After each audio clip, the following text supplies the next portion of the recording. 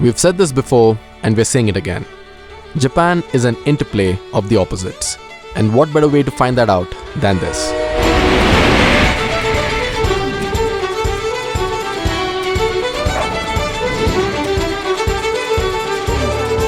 We spent 3 days taking 3 different trains to 3 quintessential Japanese cities. And this is what we found.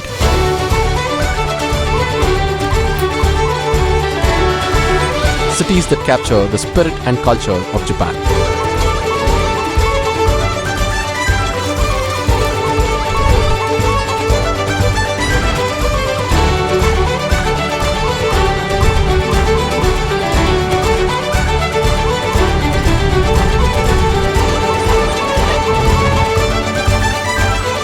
I have not experienced anything like that.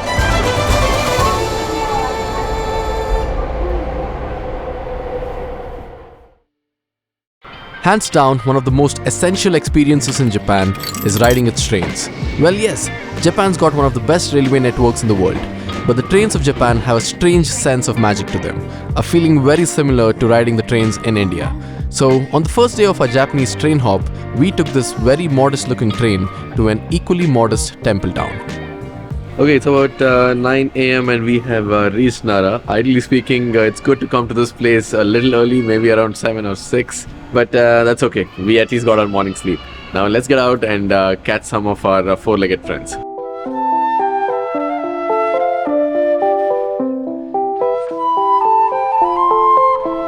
Nara, once upon a time, used to be Japan's capital. And today, it's one of Japan's favorite temple towns. And we would even vouch for it and say that it's one of the best places to catch the cherry blossoms in Japan. But what makes Nara special are these little fellows. Now, before you guys get any new ideas, let's just tell you that these suckers can get really mischievous. What are you doing? I'm getting rice crackers to feed the deer. They're very persuasive from the looks of it. Oi! Oi! So persuasive. Okay, you can have it. So, Nara used to be the capital of ancient Japan, and when you think of Nara, you cannot help but think of deer. Like, they're everywhere. They're on the streets, they're in the parks, they're in the grounds, they're near the temples, they're absolutely everywhere. So today we are in the grounds of a Shinto shrine and we are surrounded by these Sika deer that are considered very sacred to the Japanese. Often they're thought of as messengers of the kami or the Shinto spirits. The story goes that one of the gods of Kasuga was summoned to the shrine and he came here riding a white deer. And ever since, deer have been considered sacred and are protected by the shrine. And you can tell from the way these deer roam these grounds so freely that they feel safe and protected around here. We have these rice crackers that you can feed the deer, but then these guys are like really rowdy, so we're kind of hiding it in our jackets. If you don't feed it to them, they're going to snatch it away from you. So we've gotten smart in the last 20 minutes. Okay, I'll give you one more. Okay, take it. This tiny one came. Can you? Oh, I'll give it to the small one. This is shy one. It behaves very well. Well behaved. Take. Hey, not for you. You came now. This one's been waiting. Take. Bow down. No, bow down. No bowing down. Not friends. How many crackers do you guys need to become friends? Very opportunistic deers of Nara here. So with that failed attempt at bribing the deer, it was time to move on. Nara, as we've said before, is a town full of shrines. And the good thing is that most of them reside under the dense canopy of these trees, which makes the walks between them as calming as the shrines themselves. After a 30-minute walk in the woods, we made it to our first stop, the Kasuga Taisha.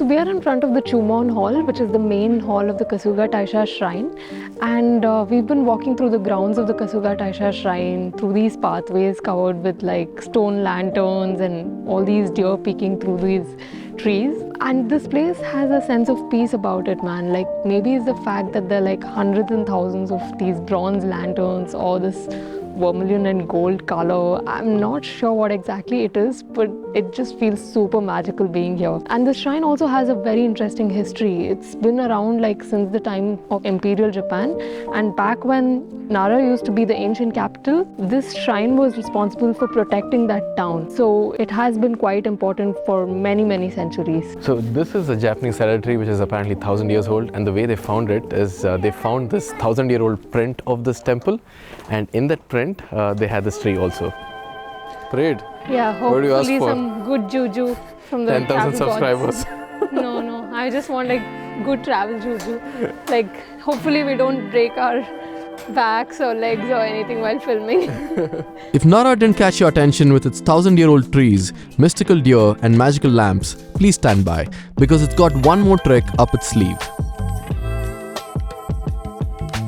Alright people, it's about lunchtime now and we found ourselves, how do I put it, a very cute restaurant that serves obviously vegetarian food. You should have guessed that by now knowing us. This is one big advantage of being around these Buddhist shrines, you know, because you always have vegetarian friendly restaurants that serve authentic Japanese cuisine. So the lunch for today is going to be some Japanese udon noodles amidst the green wilderness of Nara. Yeah, one mushroom and one deep fried vegetables. Thank you. Arigatou gozaimasu.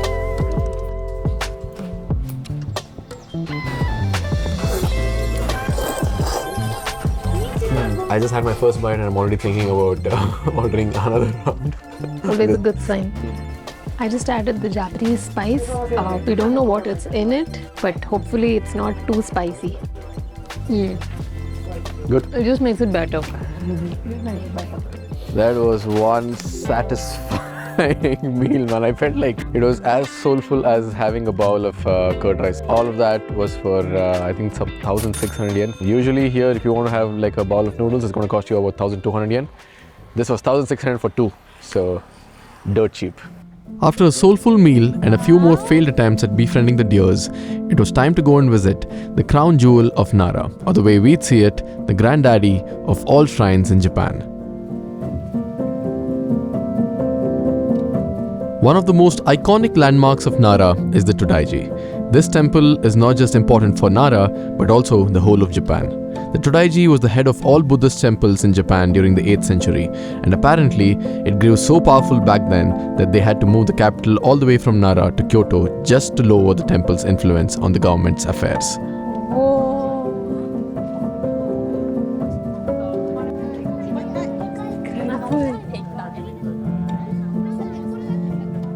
Crazy, no? It's incredible. It's just so Massive, right? massive. Yeah. It It's actually so feels- larger than life. Like Yeah, I was going to say the same. So apparently this building held the record for the largest wooden structure ever built, and this is in spite of the fact that it has been rebuilt in the late 1600s, and what we see now today, the structure is only 2/3 the original structure. Whoa. Yeah, and in spite of that, it still holds the record. And the bronze Buddha statue that we see is the largest in Japan. You know when they say jaw dropping, Yes. this is exactly it. Like you can't have a reaction other than that. As Nara came to a close, we decided to call it a day too. But on the way to our train station, something else caught our attention. There's nothing better than a street snack for dinner, right? So we stopped by this really cute place called Nakata for a round of mochi. And this is matcha mochi. We heard that it's not matcha and we've been pronouncing it wrong all our lives. It's matcha. So here goes.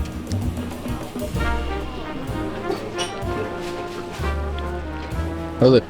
Very good. Sweet, savory, what is it? Sweet but very, very good. Yeah. Does it have a filling or not? Like it's chewy but it's also very fresh. Very nice. Really liked it.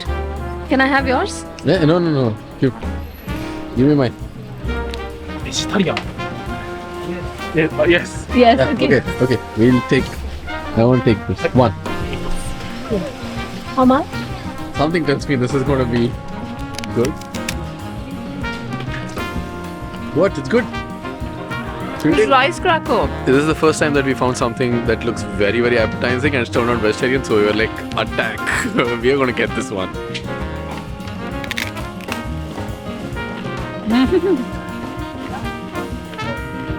You like it? Yeah.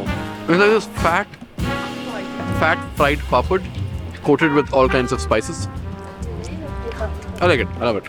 I liked it more than no offense to the mochi that we had. Even that was awesome, but I like this more because I'm a savory person. Nara has been so kind to us, and it's been a brilliant start to our train hopping adventure. The rest of the places better bring their A game on, because this place has pretty much floored us and exceeded all our expectations. All that said, our legs are super tired and we're looking forward to hit the covers. We're just like waiting outside the Nara station to take a train back to Kyoto. And in true Looney Tunes style, that's all, folks. Day 2 started with a hop onto one of Japan's engineering marvels, the bullet train, or the Shinkansen. The bullet train is almost synonymous with Japan. After all, this was the world's first high-speed railway network. It's also the safest and the most efficient railway networks in the world. I could go on and on about how incredible these are, but then we wouldn't get to explore this beautiful city. Bound for Shin Osaka.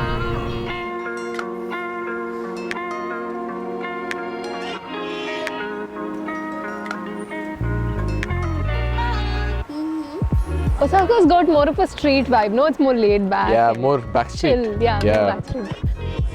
Okay, we're starting our Osaka street walk at this neighborhood called Shinsekai, and Shinsekai houses one of the most iconic structures of Osaka, which is the Tsutenkaku Tower.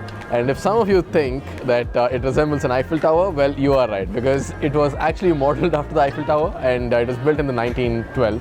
And since then, this tower has become the poster child of Osaka. Apparently in 1943, they dismantled the entire tower to provide steel for the war machine, Japanese war machine. These guys are like absolutely crazy, man. How do you dismantle shit this big? And then afterwards they rebuilt it back. Crazy, absolutely crazy.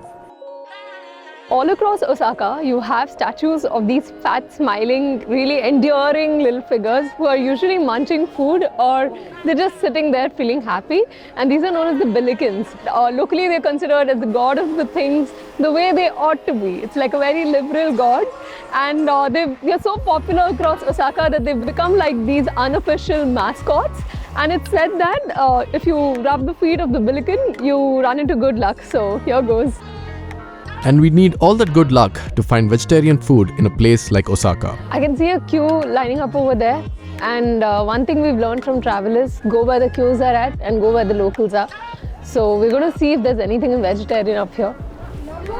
It's octopus. It's octopus. Like, there's nothing we can have here. So, after a few failed attempts, we expanded our hunt to the back streets of Osaka. It's a dull, overcast day here in Osaka, and we are in this small, narrow gully. We are waiting in front of this tiny, little, unassuming food joint called Okonomiyaki Chitose. Now, Okonomiyaki is an Osaka favorite. It's basically like these pancakes with lots and lots of toppings on a hot grill, and there's no better weather than this to actually sit in front of a hot plate. I'm really excited to go check it out because we can already feel the smells from out here on the street.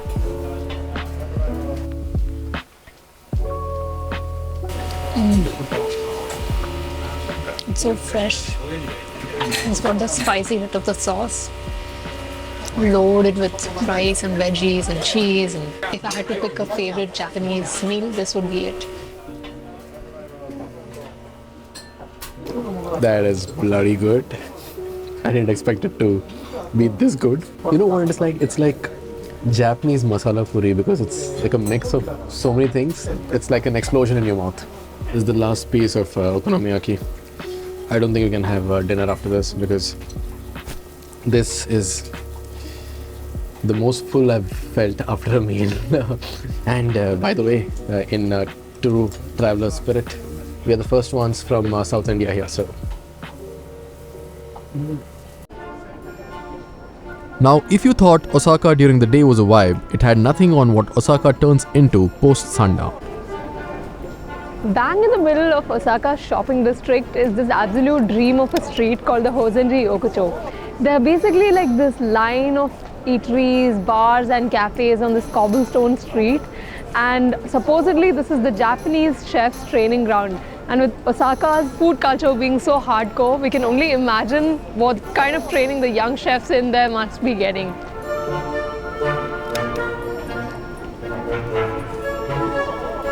So inside the Hozenji Yokocho, there is a Buddhist temple tucked away in a small by-lane. And this temple, the Hozenji temple, is one of the reasons why there are so many bars and restaurants in this area. Back in the day, people used to come to visit this temple. They would make really long journeys and they would need somewhere to kind of rest and recoup.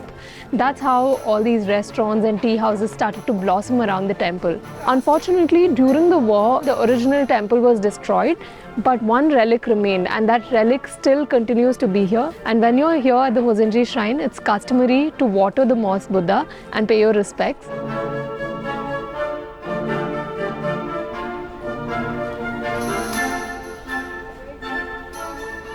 After the shrine, it was time to head over to the Canal, or it's more popularly known, Dotonbori.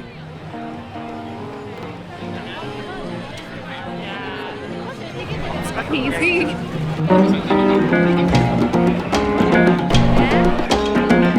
Osaka as the ultra-modern neon city just comes alive at night. We are here on the end of Dotonbori Street. It's just past 8:30 on a weekend. And honestly, it just feels like a sensory overdrive. You have billboards and these 3D signages looking at you from every direction. There's so many sounds playing, so many smells. You can feel it in the air and it's buzzing with energy. This right here behind us, this larger-than-life signage of a man running on blue tracks, holding his hands up in victory, is the iconic Glico sign. It's one of those things that is such a landmark around Osaka, and it's so freaking obvious. You can't miss it even if you tried. And Glico is kind of like the Parle equivalent for us back home. They make like pretty much everything that the Japanese kids would have grown up eating, like candies and biscuits, you name it. And frankly speaking, we don't see what the fuss is all about, but it's one of those things you have to do if you're in Osaka. And us being FOMO people, we aren't going to miss out on this. Pictures or it didn't happen, right?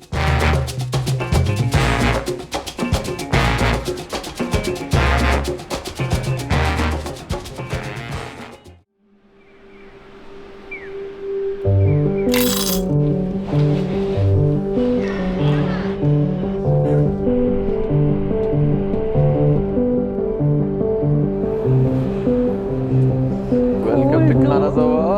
Yeah, it's cold, man.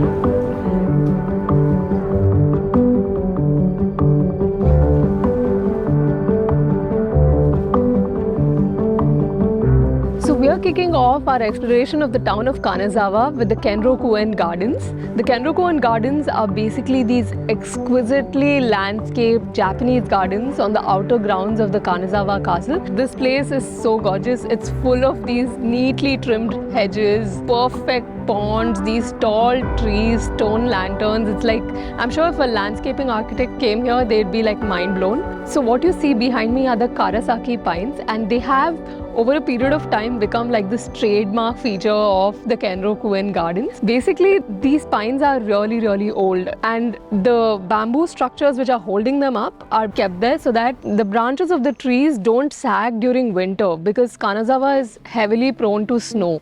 And it's a very pragmatic solution, but it's pretty easy on the eyes, so it's become a thing right now to come and see these pines.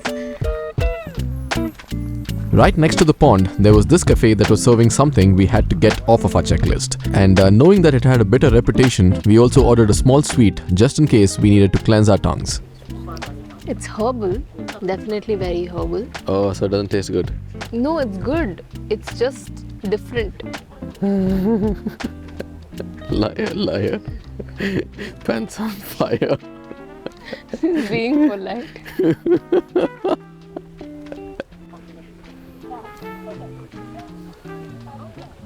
What do you really think? I think it needs sugar. This is for health conscious people. This is for me. Can I finish it off? No. Why? This was for me, no? I told you, beginning itself I told you, it's for me. No. Okay, that matcha tea was, I didn't like it. Absolutely didn't like it. Pooja is not going to say it because she's a little politically too correct. But it was disastrous for me. Last opportunity to come out clean and say the truth. I didn't like it. Ah, very good. Honestly spoken. So around this time of year, this garden is full of plum blossoms, and there's a reason for that. Basically, Kanazawa comes slightly to the north of Japan, and so spring sets in here before, say, Nara or Osaka. And as a rule, the plum blossoms always bloom earlier than the cherry blossoms. And we love both, so no complaints whatsoever. It's like there's some procession happening. It says love and peace. Namaste! They said namaste. I think it's the LGBTQ community or like something like that. It's really friendly though. Kanazawa is usually a town that gets overlooked by travelers because it's on the wrong side of Japan, or the western coast of Japan.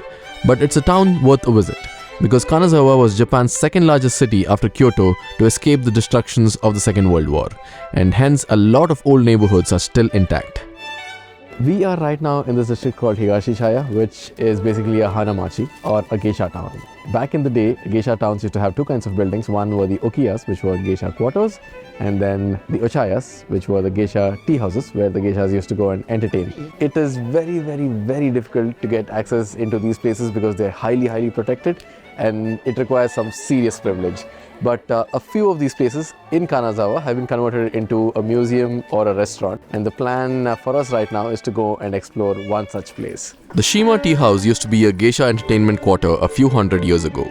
Today it's converted into a museum, so travelers like us can get a feel of what a geisha tea house used to look like back in the day. After a little more wandering and a lot more wandering, we made our way into our favorite neighborhood in Kanazawa.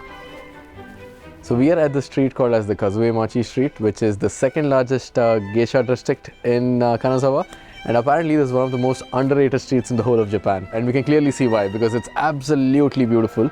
I wish we had more time to explore, but then it has started raining, and our last train back to Kyoto is going to be in the next 2 hours. As we were about to leave, a few friendly people in the bus informed us about an Indian restaurant that's earned quite a reputation, and we were a little homesick by now, so we gave it a shot.